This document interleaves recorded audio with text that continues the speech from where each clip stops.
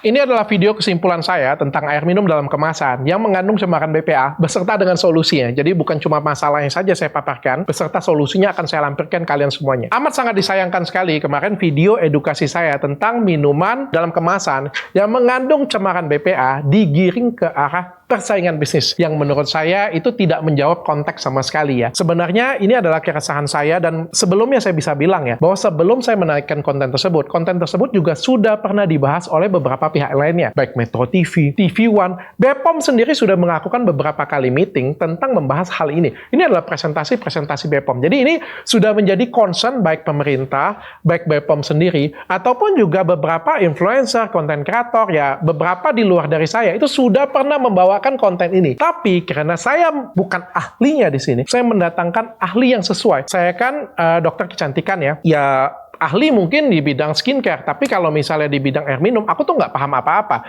Jadi aku mendatangkan ahli yang sesuai. Dan mereka berkata bahwa yang polikarbonat seperti ini ya berpotensi mengandung cemaran BPA. Kita sebagai orang awam, reaksinya harusnya itu ya resah dong, marah, kesel. Kalau saya sih dengar pertama kali kesel, marah. Kenapa? Karena saya minum galon ini bertahun-tahun dan aku kayak ngerasa ditipu. Karena kan aku minum ini kan kayak ngerasa ini adalah minuman terbaik, minuman termahal. Ini adalah Indonesia Pride ya. Meskipun ini bukan produk Indonesia, tapi kayak aku tuh bangga banget dengan produk ini. Ya saking bagusnya dan saking mahalnya ya. Tapi ternyata ada cemaran BPA-nya, itu membuat aku marah. Dan sebenarnya yang kita harapin itu adalah jawaban dari pemegang merek. Cukup dijawab saja, oh iya kami tidak mengandung BPA kok, salah itu periksanya. Oh iya, kami mengandung BPA tapi kecil banget. Oh iya, kami mengandung BPA nih tapi kami akan berubah sebentar lagi. Jadi kayak jawaban itu tuh yang konsumen ingin dengar. Tapi alih-alih dijawab itu, dijawabnya justru ke persaingan bisnis. Saya nggak tahu apakah ini diarahkan ataukah ini let it flow begitu saja. Kalau menurut saya sih ini mungkin diarahkan ya, karena tidak dijawab sama sekali, diarahkan ke sana. Dan menjawab ke arah persaingan bisnis itu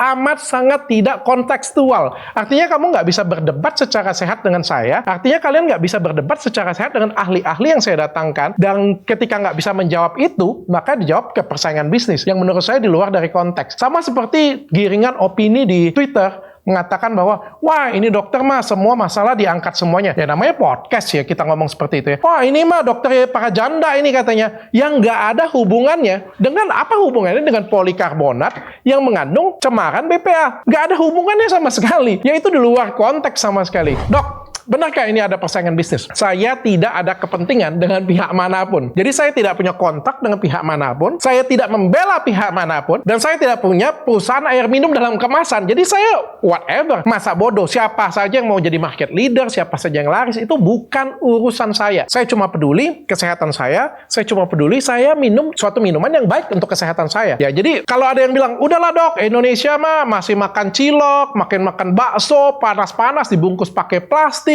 dan lain sebagainya, itu menurut saya ya opini yang stupid ya menurut saya ya, karena kita itu berusaha mereduce semua hal-hal yang berbahaya bagi diri kita ya. Memang ada banyak hal yang berbahaya di sekitar kita, tapi semakin kita tahu ya semakin kita kurangin dong, bukan semakin kita deketin ya semakin kita konyol maju ke depan kayak gitu punya. Sesuatu hal yang paling sederhana adalah ketika kita mencari botol minuman bayi, termos, tempat makan bayi, semuanya itu food grade. Kayak kita tuh nggak mau BPA free loh, bukan BPA di bawah 0,0 berapa, bukan. BPA free. Kita tuh rela mahal-mahal cari botol minuman bayi, cari botol sesuatu yang BPA free. Tapi makanannya atau minumannya ada cemaran BPA di dalamnya. Kan bodoh. Konyol menurut saya di sana. Ya kalau misalnya kalian masih mau makan cilok pinggir jalan ya itu urusan kalian. Silakan saja. Dok, kalau aku masih makan mie dalam kemasan, ya itu kan haknya kalian. Silakan saja. Dok, aku sudah konsumsi ini dok 40 tahun dok, tapi aku masih sehat-sehat saja dok. Ya kita nggak ada yang tahu dengan nyawa kita. Kita nggak akan ada yang tahu bahwa ini akan berefek 5 tahun, 10 tahun, atau 40 tahun ke depan. Kita nggak ada yang tahu. Tapi yang jelas jurnal penelitiannya mengatakan kalau misalnya minum atau makan yang ada BPA-nya, itu bisa pengaruh ke kesehatan kita. Dan itu semuanya ada jurnalnya, semuanya lengkap semuanya.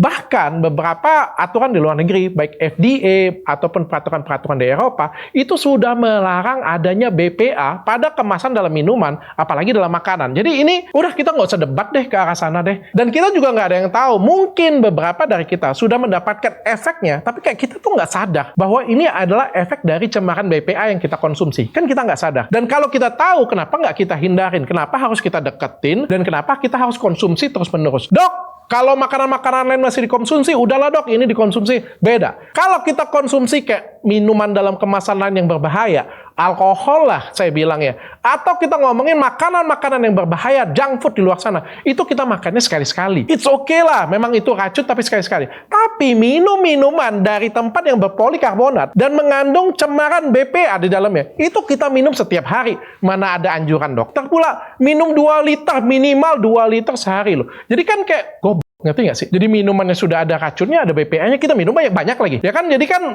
konyol banget bagi kesehatan kita semuanya. Dan saya juga mencoba membawa berita ini juga bukan dari saya, tapi dari beberapa ahli yang saya datangkan dan juga dokter anak yang berbicara ya. Tapi saya sedih banget ketika yang dibawa beritanya seolah-olah dokter Richard yang persaingan bisnis ya. Yang berbicara kan mereka, dan itu adalah fakta ya. Dan kita mau edukasi ke masyarakat. Oke lah, daripada kita ngomong ke sana, lebih bagus kita langsung ke solusinya saja dok. Jadi jangan cuma masalah, solusinya saja. Bagi kalian semuanya yang masih percaya ini persaingan bisnis, ya tetap mau konsumsi, silakan saja. Dan juga data-data yang saya bawain dan data-data yang dibawain oleh ahli, itu juga data-data yang dipakai oleh BPOM. Jadi saya lampirin lagi ya, ini adalah presentasi-presentasi dari BPOM ya. Saya berharap juga BPOM segera melakukan konferensi pers, mungkin melakukan klarifikasi dan juga edukasi ke masyarakat. Karena ini menurut saya menyangkut hajat hidup orang banyak ya. Oke, kita akan next saja ke solusi. Yang pertama, hindarin polikarbonat. Jadi di sini juga saya jadi belajar ya. Yang selama ini saya minum aja. Nggak pernah tuh saya cek di bawahnya, nomor berapa nih, nggak pernah. Sama seperti mungkin kalian sebelum saya edukasi skincare abal-abal ya. Mungkin kalian pakai skincare, kata tetangga ini aman, katanya ini aman, katanya ini glowing. Kalian pakai aja kayak gitu ya. Tanpa melihat ini benar nggak sih BPOM-nya. Tanpa lihat cek BPOM-nya. Ternyata hal tersebut juga terjadi pada air minum dalam kemasan. Kita pun juga nggak pernah ngecek, saking ya tenang-tenang dan nyaman-nyamannya saja. Kita pun juga nggak pernah tahu bahwa, wah ini ada BPA-nya nih. Oh, yang ini yang aman. Oh, yang ini yang food grade.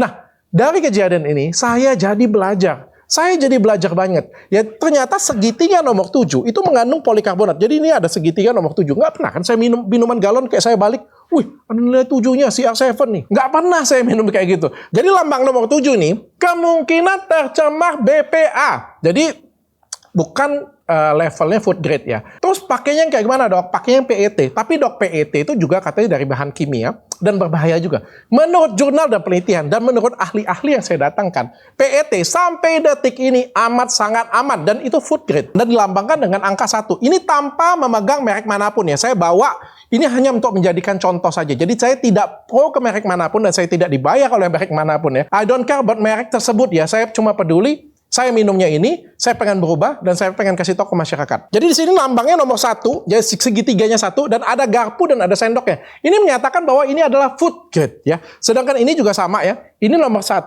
dan juga ini ada sendok dan ada garpu. Ini namanya food grade ya. Dan yang membedakan adalah ada yang sekali pakai, ada yang bisa di-recycle ya. Dok, kalau yang sekali pakai itu jadi sampah dok. Benar, bisa merusak lingkungan. Tapi ini yang paling aman sebenarnya. Dok, kalau yang di-recycle itu bisa potensi bahaya atau tidak? Menurut penelitian, PET yang di-recycle dengan baik itu amat sangat aman sekali. Ya sekali lagi saya bilang ya, recycle yang aman akan menyebabkan PET-nya sangat-sangat aman. Dan ini tidak merusak lingkungan. Jadi pilihan ada di kalian. Saya nggak pernah bilang, kalian pakai yang ini aja. Enggak. Kalau kalian pengen yang menyelamatkan lingkungan, kalian bisa pakai yang ini. Kalau kalian nggak pengen ribet, kalian silakan pilih yang ini. Tapi yang jelas PET. Dok, kalau misalnya saya tetap mau pakai brand ini dok, karena saya percaya dengan brand ini. Kalian silakan lihat untuk daerah Bali dan Manado. Kalian bisa lihat ya, untuk merek ini sebenarnya ada 2 dia. Ada yang satu polikarbonat yang bentuknya masih seperti ini. Ada yang kedua, dia sudah bentuknya yang plastik. Jadi sebenarnya brand market leader ini juga sudah tahu permasalahan ini dan sudah mulai berubah. Tapi mereka butuh waktu mungkin tahunan karena mereka sudah menguasai pasar sudah terlalu lama dan Indonesia juga sudah besar banget, sudah terkejut dan mau berubah juga. Ini spekulasi saya ya. Mau berubah juga butuh waktu yang lama sehingga mereka berubah di Bali dan di Manado. That's why makanya kalau kalian lihat di gambar ini, di Bali dan Manado, untuk merek tersebut itu punya dua opsi. Ada yang bentuknya polikarbonat seperti ini, ada yang bentuknya PET. Nah, bagi kalian semua yang daerah Bali dan Manado, kalian bisa konsumsi yang bentuknya PET. Nggak ada salahnya, lebih murah, lebih terjangkau, harganya sama saja bahkan, tapi lebih sehat untuk diri kalian semuanya. Ngapain kita ngotot-ngototan pakai polikarbonat? Kalau menurut penelitiannya memang ada cemaran, ada resiko cemaran BPA di dalamnya. Oke, Dokter Richard pakai yang mana nih? Aku nggak akan memberikan saran apapun ya. Jadi bagi saya, apapun yang kalian minum, air minumnya nggak ada masalah. Saya nggak ada masalah dengan air minumnya. Saya bermasalah dengan kemasannya yang berpotensi menimbulkan BPA. Cuma itu, air minumnya saya akuin bagus. Ya, air minum yang mana? Bagi saya air minum itu adalah baik ya, selagi difiltrasi dengan baik. Dok, saya tim air rebusan aja dok. Menurut ahli yang saya datangkan, air rebusan itu bukanlah solusi. Jadi bagi kalian semua, air rebusan dari tap water ya, air yang disaring ya, itu bukanlah solusi ya. Bahkan yang disaring dengan harga yang mahal-mahal itu bukanlah solusi yang baik. Itu menurut ahli ya. Jadi menurut saya, solusi tetap terbaik adalah tetap air minum dalam kemasan. Tapi yang seperti apa? Yang menggunakan PET. Ini ada PET-nya, ini ada PET-nya, ini ada PET-nya. Silakan tentukan pilihan kalian. Dok, dokter jadi pilih yang mana dok? Gara-gara kejadian ini, saya itu jadi belajar banyak hal tentang air minum dalam kemasan ya. Yang tadinya saya nggak tahu apa-apa.